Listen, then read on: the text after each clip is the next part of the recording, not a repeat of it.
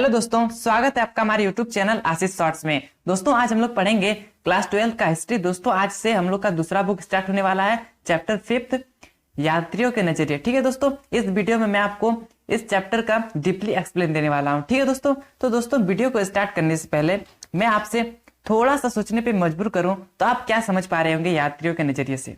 पहले आप समझिए कि यात्री किसे कहते हैं। ठीक है, यात्री उसे कहते हैं जो यात्रा करने जाते हैं, कहीं पर भी यात्रा करने गए, कहीं पर भी घूमने गए, उसे यात्री कहते हैं। ठीक है दोस्तों, और नजरिए अर्थात जो यात्री कहीं पर जाता है घूमने के लिए तो वो क्या देखता है, वहां पे उसका नजरिया क्या रहता है, किस अंदाज से उसको देखता है, वहां का वातावरण को किस तरह से देखता है।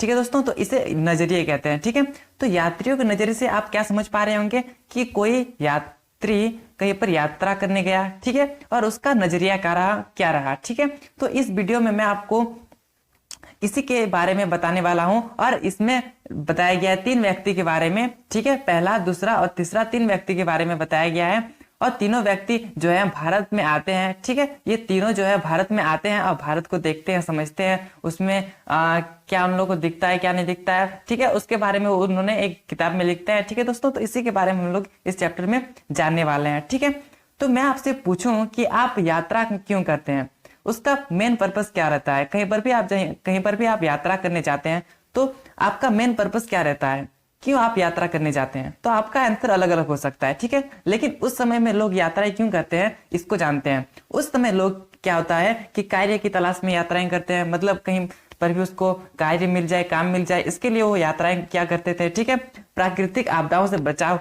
के लिए, मतलब कोई भी प्राकृतिक आपदा आ गया, जैसे कि बाढ़ हो गया, तूफान हो गया, इस तरह से कुछ भी आ गया तो उसके बचाव के लिए वो दूसरा जगह जाते हैं। ठीक है, उसके बाद व्यापार के लिए भी यात्राएं क्या करते थे। ठीक है, सैनिक, पुरोहितों तथा तीर्थ यात्रा के रूप में जो है लोग यात्राएं क्या करते थे। ठीक है, और साहस की भावना से भी प्रेरित होकर लोग यात्राएं करते थे। ठीक है दोस्तों, तो आशा करता हूं मैंने जितने भी पॉइंट्स बताए आपको अच्छे से समझ में आ गए होंगे। ठीक है, अब मैं आपको बताने वाला हूं इस चैप्टर में जो दिया हुआ है वो। ठीक है, इस चैप्टर में बताया गया है कि जो भारत में 3 यात्री जो है यात्रा करने आते हैं, 3 यात्री। ठीक है दोस्तों, ये तीनों यात्री जो है अल-बिरूनी जो कि 11वीं शताब्दी में भारत आया था। ठीक है, उसके बाद इब्न बतूता जो कि 14वीं शताब्दी में भारत आया था। ठीक है, उसके बाद आता है फ्रांसवा बर्नियर जो कि 17वीं शताब्दी में भारत आया था और इसी तीनों के बारे में इस चैप्टर में हमें जानना है। ठीक है दोस्तों, तो चलिए दोस्तों इसको एक एक करके जानते हैं कि इन लोग ने जो है भारत आया, भारत में क्या देखा, क्या नहीं देखा और उसमें क्या उन लोग ने पुस्तक लिखी, वो पुस्तक का क्या नाम था, इसके बारे में सारा जानेंगे। तो जो पहला है अल-बिरूनी, वो 11वीं शताब्दी में आया है। तो ठीक है दोस्तों, तो इसको पहले हम बहुत ही अच्छे ढंग से जानते हैं कि अल-बिरूनी कहाँ का निवासी था, उसका जन्म कहाँ हुआ था। ठीक है, पहले इसके बारे में जानेंगे, उसके बाद वो भारत कैसे आया इसके बारे में जानेंगे, उसके बाद वो भारत में आया तो क्या क्या देखा, उसमें मतलब क्या उसने फिर पुस्तक लिखी, तो कौन सी पुस्तक लिखी, पुस्तक का नाम क्या था, इसके बारे में सारा चीज जानेंगे। ठीक है, तो पहले हम लोग अल-बिरूनी के बारे में जानते हैं कि इसका जो जन्म स्थान है वो उज्बेकिस्तान में जो खारिज्म जगह है वहां पे हुआ था। ठीक है, और इसका जन्म जो है 1973 में जिस जगह पर हुआ था वो अल-बिरूनी का जन्म हुआ था। ठीक है, और वो जगह जो थी ख्वारिज्म जो जगह है वो शिक्षा के लिए बहुत ही ज्यादा प्रसिद्ध है। ठीक है, और अल-बिरूनी ने अपने समय की बेहतर शिक्षा प्राप्त की थी। ठीक है, क्योंकि जहां पे इसका जन्म हुआ था ख्वारिज्म में, वहां पे जो है शिक्षा के लिए प्रसिद्ध था ये जगह। ठीक है, और इसलिए इसका जो शिक्षा हुआ था वो बहुत ही बेहतरीन ढंग से हुआ था। ठीक है, और इसको क्या क्या भाषाएं आती थी ना, सीरिया भाषाएं, फारसी, हिब्रू और संस्कृत, ये जो चारों मैंने भाषा बताई, ये चारों भाषा इसको आती थी। ठीक है, अल-बिरूनी को यूनानी भाषा नहीं आती थी, लेकिन फिर भी वो प्लेटो के विचार को पढ़ा। कैसे पढ़ा, क्योंकि प्लेटो के विचार जो थे वो तो यूनानी भाषा से लिखी गई थी, लेकिन वो कैसे पढ़ पाया, क्योंकि ये जो प्लेटो की विचार था उसको पहले अनुवाद किया गया। ठीक है, उसके बाद ये जो है अल-बिरूनी इसका जो है विचार है वो पढ़ पाया। ठीक है, अब आगे है हमारा कि अल-बिरूनी जो है वो भारत कैसे आया। ठीक है, पहले इसको जानते हैं। अल-बिरूनी जो है सन 1017 ईस्वी में ख्वारिज्म पर आक्रमण हुआ। क्या हुआ कि जो 1017 में ख्वारिज्म जिसमें जहां पे अल-बिरूनी का जन्म हुआ था। ठीक है, और यही जो है शिक्षा के लिए प्रसिद्ध स्थल माना जाता है, जगह माना जाता है। ठीक है, और ये जो है यह आक्रमण कौन किया था ना, सुल्तान मोहम्मद ने किया था। ठीक है, सुल्तान मोहम्मद जो है वो ख्वारिज्म पर आक्रमण किया, कब किया ना, 1017 को। ठीक है, उसके बाद क्या है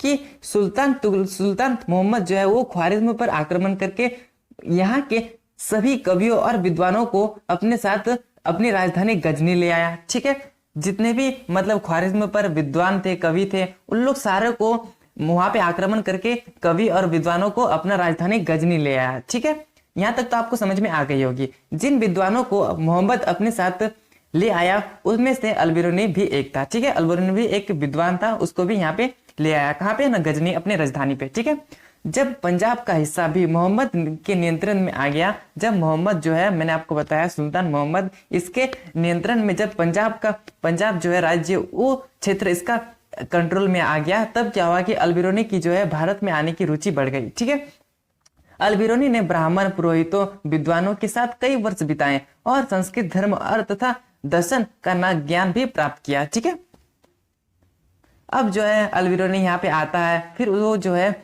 एक किताब लिखता है, जिस किताब का क्या नाम होता है, किताब का नाम रहता है किताब उल हिंद। ठीक है, ये जो है इसके रचयिता कौन है ना, अलबिरूनी। ठीक है, और यह किताब अरबी भाषा में लिखी गई थी। ठीक है, अलबिरूनी ने इस किताब को अरबी भाषा में लिखा था। ठीक है, यह किताब जो है वो बहुत ही सरल थी। ठीक है, इसकी भाषा जो है अरबी भाषा वो बहुत ही सरल थी। इस विस्तृत ग्रंथ में धर्म, दर्शन, त्योहार, खगोल विज्ञान, रीति रिवाज, प्रथा, भारतौल, मूर्तिकला, कानून के बारे में बताया गया है। ठीक है, जो अलबिरूनी है वो पहले भारत आया, उसके भारत आने के बाद जो है वहाँ का धर्म, दर्शन, त्योहार, खगोल विज्ञान, रीति रिवाज, प्रथा, भारतौल, मूर्तिकला, कानून, जितने भी ये समझ पाए वो सारे जो है ये किताब उल हिंद में लिख दिए। ठीक है, और ये जो किताब है वो 80 अध्यायों में विभाजित थी। ठीक है, और ये किताब जो है एक विशिष्ट तरीके से लिखी गई थी। और ये इसका तरीका क्या था ना, पहले जो है इस किताब में एक विशेष तरीके से लिखी गई थी। इसमें पहले क्या होता था कि पहले प्रश्न पूछा जाता था। ठीक है, उसके बाद जो है इसका पूरा वर्णन किया जाता था। ठीक है, उसके बाद अंत में क्या होता था कि अन्य संस्कृति से इसकी तुलना की जाती थी। ठीक है, जैसे कि कोई भी टॉपिक के बारे में लिख रहा है तो पहले ये टॉपिक का प्रश्न लिखेगा यहाँ पे। ठीक है, उसके बारे में इसका पूरा वर्णन लिखेगा, पूरा वर्णन। ठीक है, वर्णन लिख दिया, उसके बाद जो है अंतिम में इसकी जो है जो भी टॉपिक लिखा वो उसको किसी अन्य संस्कृति से उसका तुलना करेगा। ठीक है, तो आशा करता हूं यहाँ तक आपको समझ में आ गई होगी। अब हमारा है कि जो अलबिरूनी जो है वो आया भारत, उसका जो जाति व्यवस्था विवरण है उसको कैसे ये बताता है, इसको जानते हैं। अलबिरूनी ने यह बताने का कोशिश की थी कि जो जाति व्यवस्था केवल भारत में ही नहीं बल्कि फारस में भी अन्य देशों में थी। ठीक है, ये जो है जाति व्यवस्था ये केवल भारत में भी नहीं था, ये फारस में भी और अन्य देशों में भी था। ठीक है, अलबिरूनी ने बताया कि प्राचीन फारस में 4 वर्ग हुआ करते थे। ठीक है, पहला वर्ग क्या होता था, पहला वर्ग जो है घुड़सवार और शासक वर्ग हुआ करता था। दूसरा भिक्षु और पुरोहित, तीसरा जो है विज्ञान, चिकित्सक और खगोल शास्त्री वर्ग, और चौथा जो है वो किसान और अन्य शिल्पकार वर्ग हुआ करता था। ठीक है, तो चारों वर्ग के बारे में आप समझ में पा रहे होंगे। ठीक है, अब हमारा अगला पॉइंट है कि जो अलबिरूनी ने जाति व्यवस्था के संबंध में ब्राह्मणवादी व्याख्या को माना, लेकिन उसने अपवित्रता की मान्यता को जो है अस्वीकार किया। ठीक है, ये जो है ब्राह्मणवादी के साथ रहा वो। ठीक है, उसको वो जो है उन्होंने जितने भी व्याख्या की उसके बारे में वो, ठीक है, जाति व्यवस्था के बारे में जितने भी उन लोगों ने व्याख्या की थी उसको ठीक है माना, लेकिन जो अपवित्रता की बात थी, अपवित्रता की, उसको नहीं माना। आप समझिए पहले कि जैसे कि कोई समाज है, ठीक है, ये जो है समाज है, इसमें उच्च लोग भी रहा करते थे, अमीर जो है अमीर वर्ग, जो अमीर जाति होते हैं वो भी रहते हैं, और ये जो है निम्न जाति जो कि गरीब है वो भी रहा करते थे समाज में। ठीक है, लेकिन जो है अमीरों को उच्च दर्जा प्राप्त था और वहीं जो है गरीब हुआ करते थे उसको नीच मतलब निम्न दर्जा प्राप्त था। ठीक है, मतलब यहाँ पे कहीं ना कहीं ये जो है अपवित्र मानते थे गरीब लोगों को। ठीक है, तो ये जो है ये बात जो है अलबिरूनी ने स्वीकार नहीं किया, उसको अस्वीकार किया। ठीक है, तो आप समझ पा रहे होंगे यहाँ तक मैंने जितने बताए।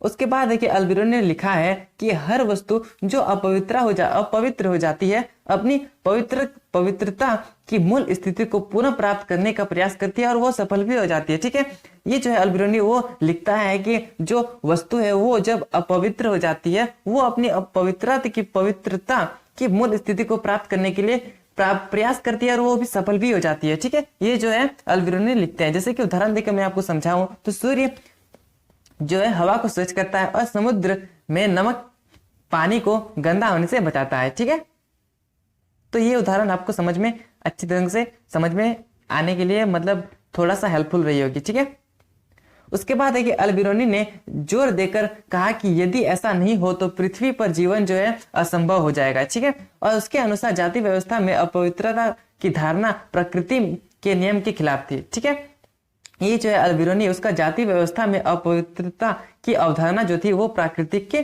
खिलाफ थी। ठीक है, उसके बाद जैसे कि मैंने आपको जितने भी बताए अल-बिरूनी के बारे में, ये तो आपको बहुत ही अच्छी तरीके से समझ में आ गए होंगे। ठीक है, उसके बाद हमारा जो दूसरा यात्री है वो है इब्न बतूता। मैंने आपको बताया जो कि 14वीं शताब्दी में भारत आया था। ठीक है, ये जो है इसको एक जिद्दी यात्री कहा जाता है। ठीक है, और इसे जिद्दी यात्री क्यों कहा जाता है इसको भी मैं आपको बताऊंगा। ठीक है, आप सिर्फ मेरे बातों को समझते हैं, बहुत ही इजी, बहुत ही सिंपल है। ठीक है, ये जो है इब्न बतूता एक हठीला और जिद्दी यात्री था। कैसे था इसको मैं बताऊंगा, अभी रुको। इब्न बतूता ने जो किताब लिखी थी उसे रिहला कहा जाता है। ठीक है, ये जो है अब इब्न बतूता भारत आया, भारत के रीति रिवाज दर्शन जितने भी जो भी इन्होंने देखा उसके बारे में एक किताब लिख दी, और किताब का क्या नाम था ना, रिहला। ठीक है, यह यात्रा वृत्तांत अरबी में लिखा गया था। ठीक है, ये जो है रिहला किताब, इसको भी अरबी भाषा में लिखा गया था। इब्न बतूता के वृत्तांतों से हमें बहुत ही रोचक जानकारियां मिलती है। जो इब्न बतूता जो है, ये जो रिहला में जितने भी जो भी इसमें लिखा हुआ था उसमें बहुत ही इंटरेस्टिंग नॉलेज, इंटरेस्टिंग जानकारी मिलती है। ठीक है, इसका जो है इब्न बतूता का जन्म मोरक्को के तंजीर में, इब्न बतूता का जन्म एक सम्मानित और शिक्षित परिवार में हुआ था। ठीक है, इब्न बतूता का परिवार इस्लामी कानूनों का जानकारी था। ठीक है, इस मतलब इब्न बतूता जो है इसके परिवार के हर एक वासी को इस्लामी कानून के बारे में जानकारी था। ठीक है, और इब्न बतूता ने बहुत कम उम्र में उच्च शिक्षा प्राप्त कर ली थी। क्यों? क्योंकि जो है इसका जो जन्म हुआ था वो एक शिक्षित परिवार में हुआ था। इसके कारण ये जो है कम आयु में ही बहुत ही अच्छी शिक्षा प्राप्त कर ली थी। ठीक है,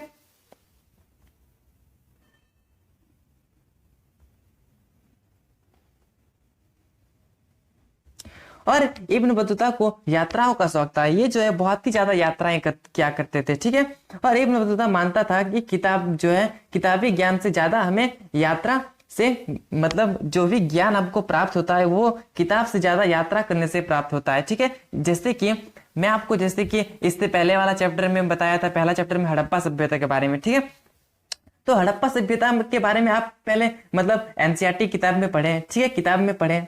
ठीक है, उसमें आपको जितना भी नॉलेज मिला, यदि आप हड़प्पा स्थल पर जाकर उस नॉलेज को ग्रहण करते, आप देखते कि अच्छा इस तरह से यहाँ पे ऐसा ऐसा हुआ करता था, ऐसा था, मतलब इस तरह से इसका ढांचा था, इस तरह से इसका हुआ करता था, तो आप ज्यादा वहां पर जाके समझेंगे, ना कि पुस्तक में जो दिया हुआ है उससे। ठीक है, तो यही इब्न बतूता बताता है कि इब्न बतूता मानता था कि किताबी ज्ञान से ज्यादा हमें यात्राओं से मिलता है। ठीक है, जितना भी ज्ञान है वो यात्रा करने से ज्यादा ज्ञान हम लोग को प्राप्त होता है। ठीक है, तो आशा करता हूँ यहाँ तक आपको बहुत ही अच्छे ढंग से समझ में आ गए होंगे। ठीक है, अब हमारा टॉपिक है कि जो इब्न बतूता है वो भारत कैसे आया।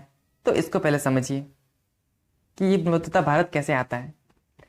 भारत आने से पहले जो इब्न बतूता जो है वो मक्का, सीरिया, इराक और फारस, ओमान की यात्राएं करके आया था। ठीक है, इब्न बतूता, मैंने आपको क्या बताया कि ये एक जिद्दी यात्री था, ये एक यात्राओं करने का शौक था। ठीक है, तो ये जो है इब्न बतूता ये बहुत ही जगह पे यात्रा किया, उसके बाद भारत आया। ठीक है, मध्य एशिया के रास्ते होकर इब्न बतूता 1333 में स्थल मार्ग से सिंध पहुंचा। ठीक है, उसने दिल्ली के सुल्तान मोहम्मद बिन तुगलक के बारे में सुन रखा था। जो दिल्ली का सुल्तान था मोहम्मद बिन तुगलक, उसके बारे में ये सुन रखा था। इब्न बतूता सुल्तान से एक बार मिलना चाहता था। ठीक है, ये जो है इब्न बतूता वो दिल्ली के सुल्तान से मिलना चाहता था, जिसका नाम था मोहम्मद बिन तुगलक। ठीक है, इब्न बतूता ने दिल्ली की ओर प्रस्थान किया, दिल्ली की ओर गया। ठीक है, इब्न बतूता का हुनर देखकर सुल्तान तुगलक जो है उन्होंने उसे दिल्ली का न्यायाधीश घोषित कर दिया। ठीक है, ये जो है इब्न बतूता ये दिल्ली का न्यायाधीश बन गया। ठीक है, और इब्न बतूता जो है न्यायाधीश के पद पर कई सालों तक रहा।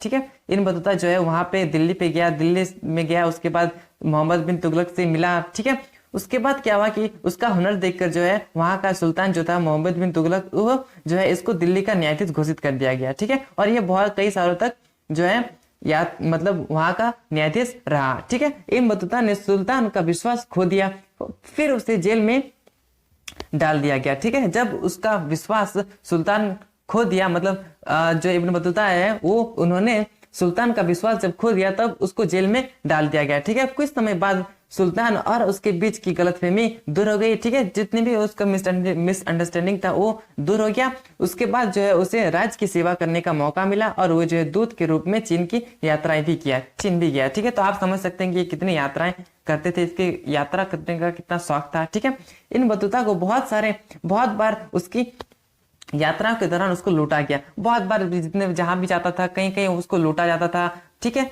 कहीं कहीं तो ये मरने से भी बचा था। ठीक है, तो परंतु फिर भी वह यात्रा करता रहा, वह एक जिद्दी यात्री था। यही से आपको समझ में आता है कि वो यात्रा करता था, वो लूटता था, मतलब मारपीट मतलब मार खाता था। ठीक है, फिर भी वो यात्रा करता। तो आप समझ सकते हैं कि ये जो है बहुत ही ज्यादा जिद्दी यात्री था। ठीक है, तो इसी कारणवश इसको जो है जिद्दी यात्री कहा जाता है। ठीक है, और ये जो है इब्न बतूता ये जो है भारत में आया, भारत के शहरों को देखा, इसका वर्णन किया। तो इसको जानते हैं कि किस तरह से इन्होंने बताया। इन बतूता जब भारत आया तो वह भारत के बाजारों में घूमा। ठीक है, इन बतूता ने भारतीय शहरों को अवसरों से भरा पाया। ठीक है, इन बतूता ने भारत की अगर किसी के पास कौशल नहीं है, इन बतूता ने बताया कि अगर किसी के पास कौशल नहीं है और वो अच्छा है, उसकी इच्छा है, तो वह इस शहर में अवसरों की कमी नहीं है। मतलब अगर कोई अवसर की कमी की तलाश में ढूंढ रहा है तो इस शहर में कोई भी ऐसा नहीं है कि अवसर उसे ना मिले, बहुत ही अवसर है। ठीक है, ठीक है, शहर जो है घनी आबादी वाले और भीड़भाड़ वाले थे। सड़क बहुत ही चमक धमक वाली थी, बाजार बहुत ही रंग बिरंगे एवं सुंदर थे। यहाँ के बाजार अलग अलग प्रकार की वस्तुओं से भरे रहते थे। ठीक है, ये जो जितने भी पॉइंट्स मैं बता रहा हूँ ये इब्न बतूता का वर्णन किया गया है। ठीक है, इब्न बतूता बता रहा है कि जो है भारत में ऐसा ऐसा बाजार में हुआ करता है, ऐसा ऐसा था। ठीक है, इन बतूता ने दिल्ली को एक बड़ा शहर बताया कि यह जो है भारत का सबसे बड़ा शहर है। ठीक है, ये दिल्ली में आया था। ठीक है, तो ये जो है इब्न बतूता ये दिल्ली को बहुत बड़ा शहर मानता था। ठीक है, बहुत ही बड़ा शहर कहता था। ठीक है, और ये जो है भारत का सबसे बड़ा शहर मानता था इन्हें। ठीक है, इसे इन बतूता बताता है कि जो दौलताबाद है वो भी दिल्ली से कम नहीं है और आकार में दिल्ली को भी चुनौती देता है। ठीक है, बहुत सारे बाजारों में मंदिर और मस्जिद दोनों होते थे। ठीक है, कहीं कहीं जो होता है मतलब बहुत सारे बाजारों में जो है वहां पे मंदिर भी हुआ करता था और मस्जिद भी हुआ करता था। इन बतूता ने इब्न बतूता जो है वो बताया कि भारत में मलमल का कपड़ा जो है वो सबसे महंगा हुआ करता था। ठीक है, और जो है केवल धनी आदमी ही इसे पहनते थे। ठीक है, तो आशा करता हूँ यहाँ तक मैंने जितने भी पॉइंट्स बताए आपको समझ में आए होंगे। और इब्न बतूता जो है इसका जो है संचार प्रणाली का जो वर्णन है इसको भी जानते हैं।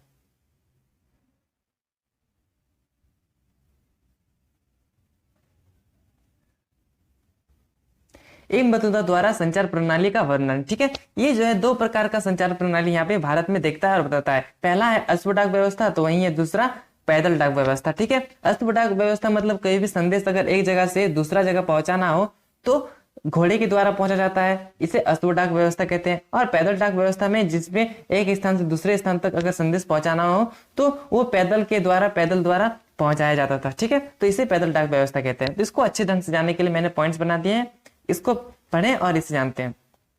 ये जो है अश्व डाक व्यवस्था, इसे उल्लुक भी कहा जाता था। ठीक है, अगर आपको पूछा जाए कि इब्न बतूता द्वारा जो दो संचार प्रणाली का वर्णन किया गया है, पहला अश्व डाक व्यवस्था, दूसरा पैदल डाक व्यवस्था, ये अश्व डाक व्यवस्था और पैदल डाक व्यवस्था में किसे उल्लुक कहा जाता था? तो आपसे अगर ऐसा प्रश्न पूछा जाए तो आप क्या बताइएगा? उल्लुक जो है अश्व डाक व्यवस्था को कहा जाता था। ठीक है, और इस व्यवस्था में हर 4 मील पर राज के घोड़े खड़े रहते थे और घोड़े जो है संदेश लेकर जाते थे। ठीक है, 4 मील। ठीक है दोस्तों, एक मील जो है, एक मील लगभग 1.6 किलोमीटर तक होता है। ठीक है, तो आप समझ सकते हैं 4 मील कितना हो रहा होगा। ठीक है, तो इसके द्वारा जो है घोड़े के द्वारा संदेश पहुंचाया जाता था और हर एक जो है इस व्यवस्था में हर एक 4 मील पर एक घोड़ा खड़ा रहता था। ठीक है, एक जगह जो है यहाँ पे, ठीक है, ये जो है 4 मील के बाद ये जो एक घोड़ा है, ठीक है, तो यहाँ तक एक घोड़ा गया, यहाँ तक, फिर से यहाँ पे एक घोड़ा रहा करता था, फिर से ये संदेश पहुंचा कर जाता था, फिर यहाँ पे 4 मील पर और एक घोड़ा हुआ करता था, तो ये फिर संदेश लिया, फिर से यहाँ से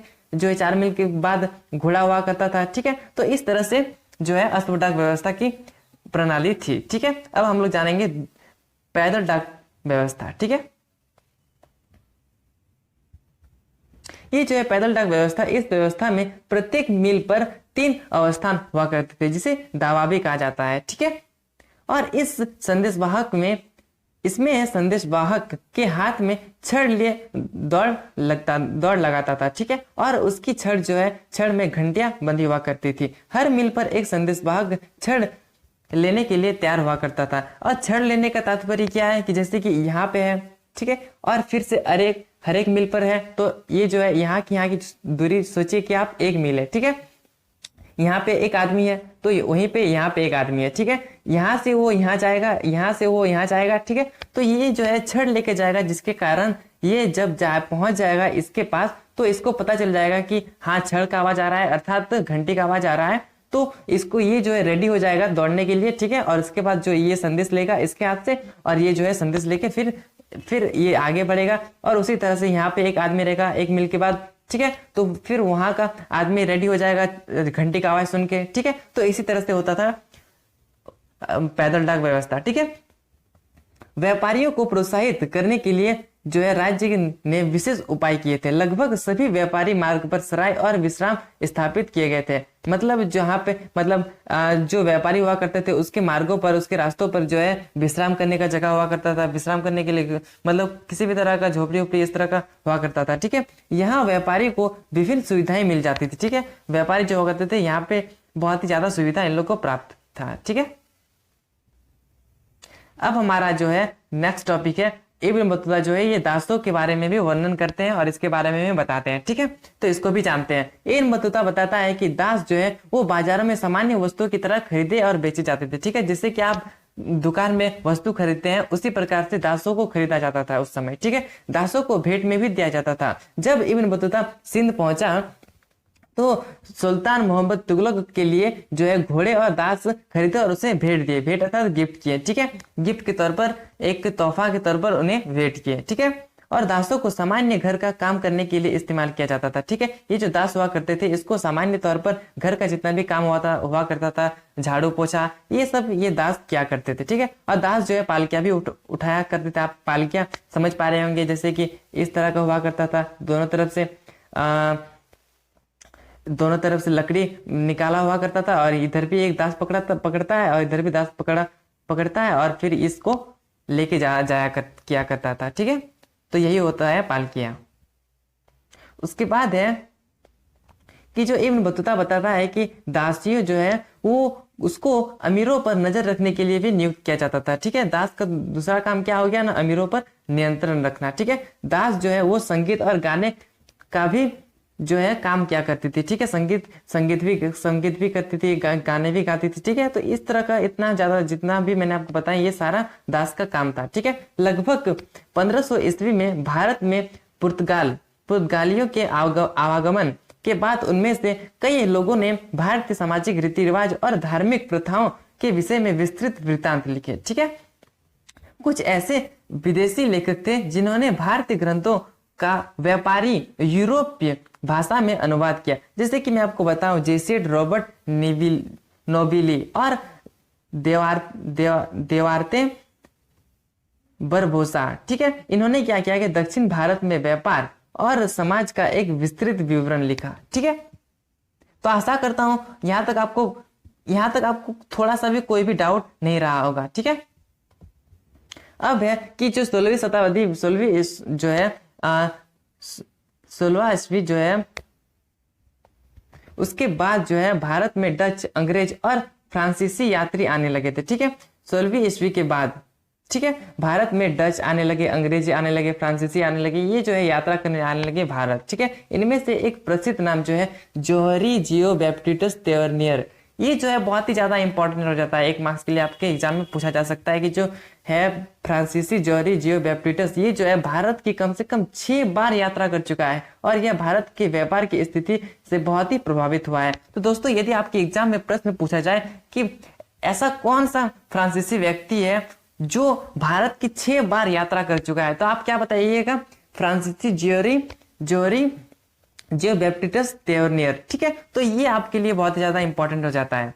उन्होंने भारत की तुलना ईरान और ओटोमन साम्राज्य से की। ये जो है बैप्टिस्टस, ये जो है भारत बारे में जितना भी सोचता है, जितने बारे में जितना भी देखता है, उसकी तुलना जो है ईरान और ओटोमन साम्राज्य से कर देता है, ठीक है। उसके बाद हमारा तीसरा जो व्यक्ति है भारत की यात्रा करता है वो है फ्रांसवा बर्नियर। तो फ्रांसवा बर्नियर के बारे में अब हम लोग जानेंगे।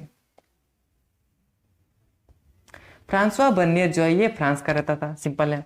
वह एक चिकित्सक, राजनीतिक, दार्शनिक और इतिहासकार, ये बहुत सारे हुआ करते थे। ये चिकित्सक भी है, राजनीतिक भी है, दार्शनिक भी है, इतिहासकार भी है, तो ये सारा ये है, ठीक है। वह मुगल साम्राज्य के अवसरों की तलाश में यहाँ पे आए थे, ठीक है। वह जो है 1656 से 1668 तक भारत में 12 साल तक रहा, ठीक है। और ये फ्रांसवा बर्नियर जो है मुगल दरबार से नजदीकी रूप से जुड़ा था, ठीक है। और ये सम्राट जो है, सम्राट शाहजहां, आप जानते होंगे इसके बारे में, ठीक है। सम्राट शाहजहां जो है, इसके ज्येष्ठ पुत्र कौन है ना, दारा शिकोह, इसके चिकित्सक के रूप में भी, और बाद में मुगल दरबार के एक अर्मीनियाई अमीर दानिशमंद खान के साथ एक बुद्धिजीवी तथा वैज्ञानिक के रूप में काम किया था, ठीक है। ये जो है फ्रांसवा, आप देख पा रहे होंगे, दारा शिकोह के साथ, और एक अर्मीनियाई जो है अमीर दानिशमंद खान, इसके साथ भी काम किया था, ठीक है। तो फ्रांसवा बर्नियर जो है ये 12 साल तक भारत में रहा और ये इन्होंने इसके साथ कार्य किया, ठीक है। और ये जो है फ्रांसवा बर्नियर ये क्या करता है कि भारत में जितना भी चीज देखता है उसको यूरोप के साथ तुलना कर देता है, ठीक है। तो यही है हमारा टॉपिक, पूर्व और पश्चिम की तुलना, ठीक है। फ्रांसवा बर्नियर ने देश के अनेक भागों की यात्रा की और विवरण लिखे, ठीक है। वह भारत में जो भी देखता था उसकी तुलना जो है यूरोप की स्थिति से करता था, और जो है हमेशा जो है बर्नियर जो है इसकी स्थिति यूरोप के साथ विकास की तुलना में दयनीय बताया, ठीक है। जो है ये बताता है कि यूरोप में जो है सिर्फ विकास ही विकास हो रहा है, लेकिन भारत में जो है कुछ भी नहीं हो रहा है। तो इसके बारे में इस तरह ये जो है फ्रांसवा बर्नियर बताता है। बर्नियर के कार्य फ्रांस में 1670-71 में प्रकाशित हुए, ठीक है। बर्नियर ने जितने भी कार्य किए थे इसका जो है फ्रांस में 1670 से 71 में प्रकाशित हुआ, पब्लिश हुआ, प्रिंट हुआ, ठीक है। अगले 5 वर्षों के भीतर ही अंग्रेजी, डच, जर्मनी, इतालवी भाषा में इसका जो है अनुवाद किया गया। ये जितने भी लिखते थे, जितने भी बारे में भारत के बारे में लिखते थे उसका जो है अनुवाद किया गया अंग्रेजी में, डच में, जर्मनी में, इतालवी में, इसके बारे में इस सब में ट्रांसलेट किया गया, ठीक है। 1670 और 1725 के बीच उसका वृत्तांत जो है फ्रांसीसी में 8 बार पुनः मुद्रित हो चुका था, ठीक है। 1684 तक यह 3 बार जो है अंग्रेजी में पुनर्मुद्रित हो चुका था। भारत के बारे में आया, भारत के बारे में देखा, समझा, उसके बारे में जितना भी लिखा वो जो है 1684 तक यह जो है 3 बार अंग्रेजी में पुनर्मुद्रित हो चुका। पुनर्मुद्रित जो है मतलब 3 बार जो है, मतलब 3 बार अंग्रेजी में इसका ट्रांसलेशन हो चुका था, ठीक है। और ये जो बर्नियर जो है, फ्रांसवा बर्नियर, ये जो है इसका जो किताब का नाम है वो है travels in the Mughal empire, ठीक है। ये मुगल एम्पायर के टाइम में आया था, तो इसके लिए इसका जो ग्रंथ का नाम हुआ, इसका जो बुक का नाम था वो था travels in the Mughal empire, ठीक है। तो आपसे अगर क्वेश्चन पूछा जाए एग्जाम में, जो फ्रांसवा बर्नियर जो है भारत में यात्रा करने आया था, तो उसने जो किताब लिखी थी उसका क्या नाम था, ठीक है। तो आप क्या बताइएगा, travels in the Mughal empire, ठीक है। बर्नियर ने अपने वृत्तांत में की गई चर्चाओं में मुगल का इतिहास को एक प्रकार के वैश्विक ढांचे में स्थापित करने का प्रयास किया, ठीक है। उनमें जो है मुगल कालीन भारत की तुलना तत्कालीन यूरोप से की तथा यूरोप को श्रेष्ठ बताया और भारत को हमेशा निम्न स्थिति से देखता था, ठीक है। उसने भारत में जो विभिन्नताएं महसूस की उन्हें पदानुक्रम के अनुसार क्रमबद्ध किया, ठीक है।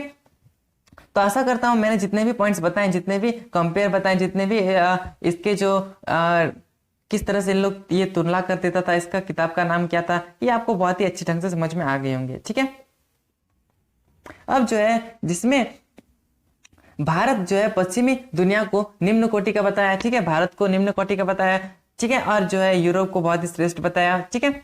और जो है नेक्स्ट टॉपिक है हमारा फ्रांसवा बर्नियर का भूमि स्वामित्व पर प्रश्न। तो इसको भी अच्छे से जानते हैं। बर्नियर के अनुसार भारत और यूरोप के बीच मूल विभिन्नताओं में से एक भारत में निजी स्वामित्व का अभाव था, ठीक है। ये बताता है कि जो भारत में ये निजी स्वामित्व का अभाव है। निजी स्वामित्व अर्थात भू स्वामित्व मतलब भूमि का मालिक, और निजी मतलब जो है खुद का मतलब जो जमीन है वो उसका खुद का मालिक, इसका अभाव था। अर्थात जो है जिस जमीन पे किसान कार्य करते थे वो जमीन जो है शासक का हुआ करता था, ठीक है। बर्नियर जमीन पर निजी स्वामित्व को बेहतर मानता था, और ये जो है भारत में ऐसा नहीं था, ठीक है। शासक यहाँ पे शासक का भूमि हुआ करता था और यहाँ पे किसान यहाँ में कार्य क्या करते थे। ठीक है, उस जो इसने भूमि पर राज्य के स्वामित्व को राज्य तथा उसके निवासी दोनों के लिए हानिकारक माना। ठीक है,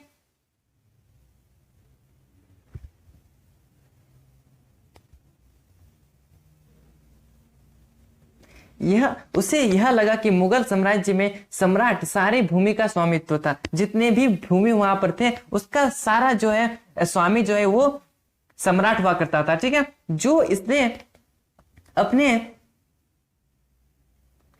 इसे अपने अमीरों के बीच बांटता था और इसके अर्थव्यवस्था और समाज के लिए भी बुरे परिणाम हुआ करते थे। ठीक है, ये जो सम्राट हुआ करता था ये जितने भी अमीर हुआ करते थे उसके साथ हुआ करते थे, उसके साथ मिला हुआ करते थे, उसके साथ बांटता था, और जो गरीब हुआ करता था वो गरीबी हो जाता था, और जो अमीर था वो और भी अमीर हुआ करता था। ठीक है, तो इस तरह की व्यवस्था थी उस समय।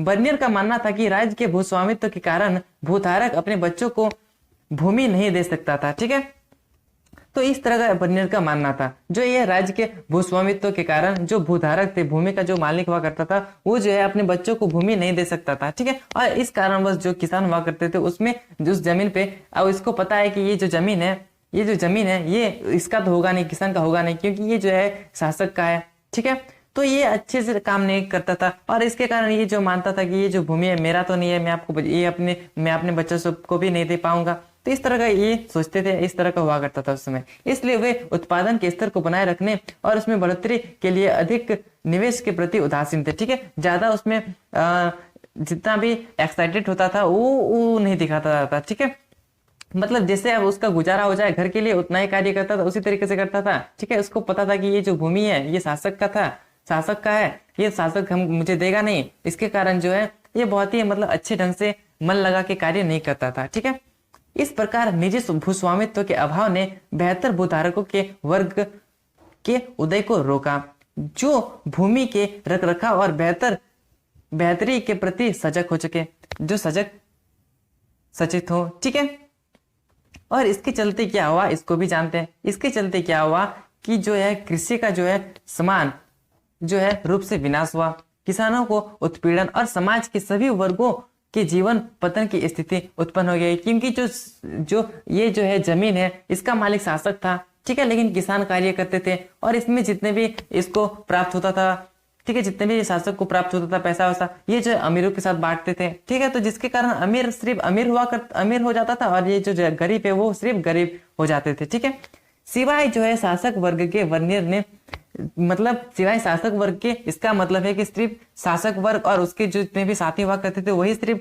यहाँ पे समाज में उसकी उच्च स्थिति थी, और जितने भी गरीब हुआ करते थे उसकी निम्न स्थिति थी। ठीक है, और बर्नियर ने भारतीय समाज को दरिद्र लोगों का जनसमूह बताया। यह जनसमूह एक ऐसे समूह का अधीन थे जो अल्पसंख्यक था। बर्नियर ने बताया कि यहाँ जो है दो समूह हुआ करते थे, एक होता था अमीर तो एक होता था गरीब। अमीर का होने का पश्चात जो है वो ये शासक वर्ग से है, और ये जो है गरीब हुआ करता था वो है जनता। ठीक है, शासक सिर्फ राजा अमीर से अमीर ही हुआ करता है, और ये जो गरीब है जनता है वो गरीबी होती जा रहा है। ठीक है, तो आशा करता हूं मैंने जितने भी पॉइंट्स अभी तक बताए बहुत ही अच्छे ढंग से, बहुत ही बेहतरीन ढंग से आपको समझ में आ गए होंगे।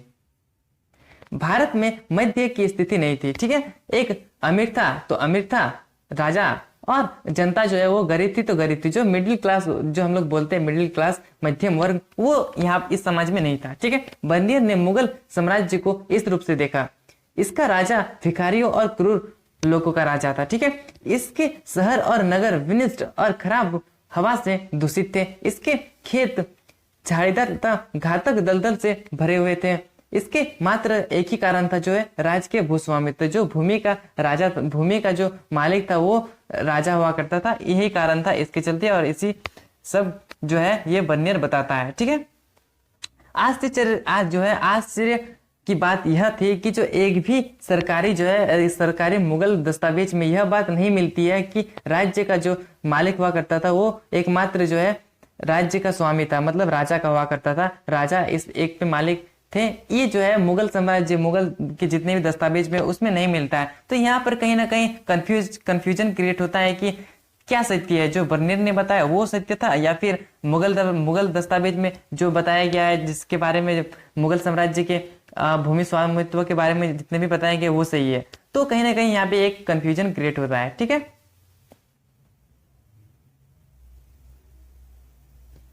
बर्नियर जो है वो मुगल कालीन शहरों को शिविरनगर बताता है। बर्नियर क्या बोलता है कि जितने भी वहां के नगर हुआ करते थे वो शिविरनगर कहलाते थे। ठीक है, और ये जो है आपके एग्जाम के लिए बहुत ज्यादा इंपॉर्टेंट हो जाता है। ठीक है, उसका आशय उन नगरों से है जो अपने अस्तित्व और बने रहने के लिए राज के शिविर पर निर्भर थे। ठीक है, राजा के ऊपर निर्भर था। ठीक है, उसका विश्वास था कि यह राज के दरबार में आगमन के साथ अस्तित्व में आते थे और इसके कहीं और चले जाने के बाद तेजी से पतन भी हो जाता था। ठीक है, मतलब कहीं ना कहीं ये जो पूरा है ये जो है राज के दरबार पर निर्भर हुआ करता था। ठीक है, और बर्नियर कहता है कि सभी प्रकार के नगर जो है अस्तित्व में थे।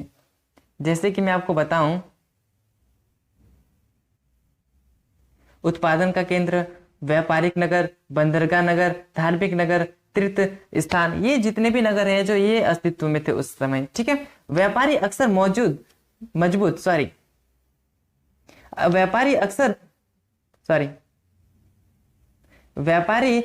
मजबूत सामुदायिक अथवा या बंधुत्व के संबंधों से जुड़े होते थे और अपनी जाति और व्यवस्था संस्थाओं के माध्यम से संगठित रहते थे। ठीक है,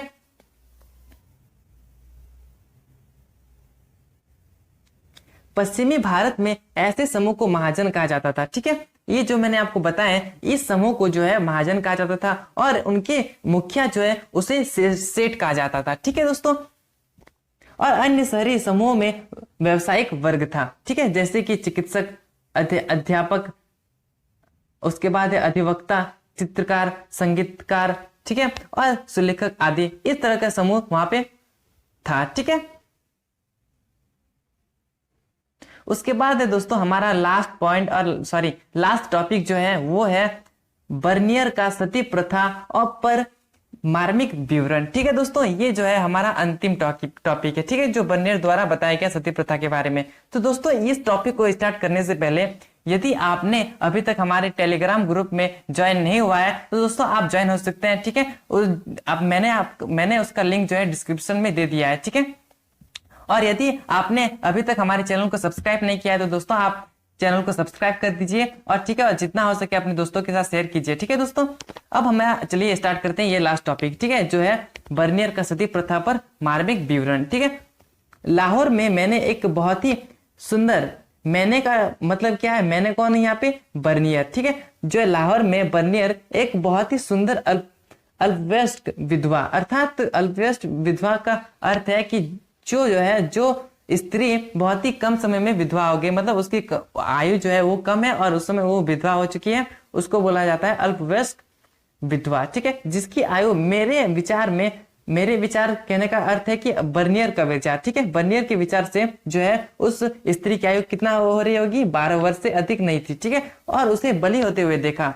तो आप समझ पा रहे होंगे वो कितनी विचित्र और कितनी खतरनाक, कितनी अद्भुत समय रहा होगा उस समय। ठीक है, उस भयानक नर्क की ओर जाते हुए वह असहाय छोटी बच्ची जीवित से अधिक मृत्यु प्रतीत हो रही थी और वह मृत्यु प्रतीत हो रही थी। उसके मस्तिष्क की व्यथा का वर्णन नहीं किया जा सकता है। वह कांपते हुए बहुत ही बुरी तरह से रो रही थी। ठीक है, तो आप समझ पा रहे होंगे यदि किसी का बलि हो रहा होगा तो वो कैसा फील कर रहा होगा उस समय, तो आप अंदाजा भी नहीं लगा सकते हैं। ठीक है, लेकिन 3 या 4 ब्राह्मण जो हैं और एक बूढ़ी औरत जिसने उसे अपने आस्तीन के नीचे दबाया हुआ है की सहायता से उसे अनिच्छुक पीड़िता को जबरन घातक स्थल की ओर ले गए। लकड़ियों पर बैठाया गया। उसके हाथ और पैर जो है बांध दिए गए ताकि वह भाग ना जाए। ठीक है, और इस स्थिति में उस मासूम प्राणी को जिंदा जला दिया गया। दोस्तों आप समझ पा रहे होंगे ये जो विचित्र घटना है, कितना खतरनाक घटना हो सकता है। ठीक है, तो आप अंदाजा भी नहीं लगा सकते हैं कि उस समय उसके अंदर क्या बीत रहा होगा। ठीक है, मैं अपने भावनाओं को, मैं कौन है यहाँ पे, बर्नियर जो है बताता है कि मैं अपने भावनाओं को दबाने में और उनके कोलाहलपूर्ण तथा व्यर्थ के क्रोध को बाहर आने से रोकने में असमर्थ था। तो दोस्तों बस यहीं तक था हमारा चैप्टर और यहीं पर हमारा चैप्टर जो है एंड होता है। ठीक है दोस्तों, आशा करता हूं आशा करता हूँ दोस्तों आपको ये जो मैंने जितने भी पॉइंट्स बताए, जितने भी टॉपिक्स बताए, ठीक है, जितने भी मैंने 3 यात्री के बारे में बताया, ठीक है, आपको बहुत ही बेहतरीन ढंग से समझ में आ गई होगी। ठीक है दोस्तों, यदि आप अभी भी आपको कुछ भी डाउट होता है कि नहीं ऐसा होना चाहिए था, या फिर कुछ भी मतलब आपको समझ में नहीं आई होगी, तो आप दोस्तों आप कमेंट कर सकते हैं। ठीक है दोस्तों, और आप हमारे टेलीग्राम ग्रुप में भी ज्वाइन हो सकते हैं, मैंने आपको डिस्क्रिप्शन में उसका लिंक दे दिया हुआ है। ठीक है दोस्तों, तो जय हिंद, जय भारत, धन्यवाद।